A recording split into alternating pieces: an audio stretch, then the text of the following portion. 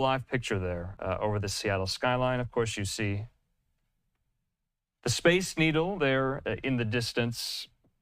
We have to bring you some news, though, about another scary air mishap, so to speak. This, though, on the tarmac between two planes there in Seattle today. I want to put this tweet up. This was from earlier today. Sea-Tac saying in this post that the incident involved a taxiing Japan Airlines aircraft that appears to have struck the tail of a parked Delta Airlines aircraft.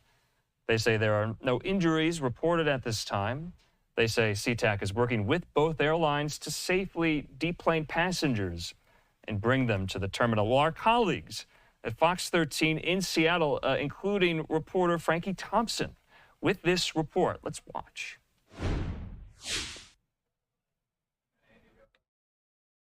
Tacoma International Airport. Cell phone video captures the tail of a Delta Airlines plane impaled by a Japan Airlines plane. Ben Balasandram was on that flight arriving from Tokyo. There was one passenger actually looked at it. When the thing was happening, he went, oh, and all of a sudden, the pilot hit the brake. Port of Seattle officials say Japan Airlines was taxiing when it hit the parked Delta plane waiting for de-icing. Where it was going was called what we call Cargo 7, which is just south of the S concourse. And that's a de-icing space, so they would have gotten their de-icing liquid by their airline before they would then jump on the taxiway to go take off from there. The FAA says it is now investigating how this happened. Port officials say the FAA will also look into the winter weather as a possible factor. It was pretty bare and wet out there on the taxi lanes, but part of the investigation will look into that, obviously, to see whether or not any kind of slick surfaces might have been an impact. The impact affecting more than those who were on board those two planes. This is my travel guy.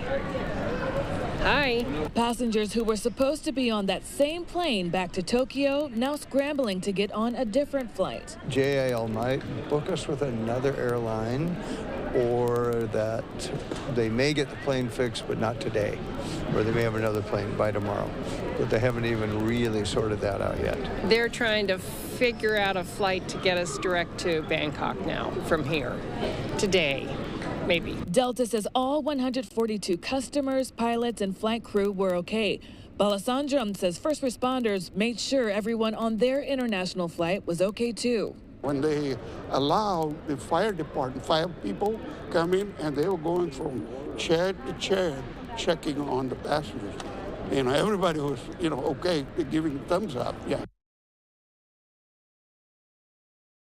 All right, we thank Fox 13 Seattle's Frankie Thompson for putting that report together today. Of course, really the nation on edge. So many air passengers in the country are on edge after these 2 deadly crashes from last week there in D.C. and in Philadelphia. And for something like this to happen, although everyone is safe, it still sends a chill down your spine, really, that taxiing Japan Airlines flight, the wing of that plane really slicing the middle of the tail of that parked Delta flight there. I want to put this up.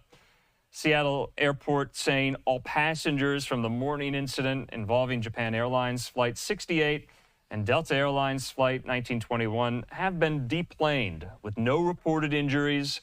Airlines are working to accommodate passengers as needed. They say airport response crews will be moving the aircraft off of the ramp taxiway there in Seattle. Let's just watch some more of this video. Take a look at this. And you can see there the tarmac where it happened, that Japan Airlines flight. Looks like this passenger is on the actual Delta flight. A Delta spokesman in an email to the Associated Press said that its Boeing 737 was waiting to have ice removed from its exterior when the wingtip of another aircraft reportedly made contact with its tail.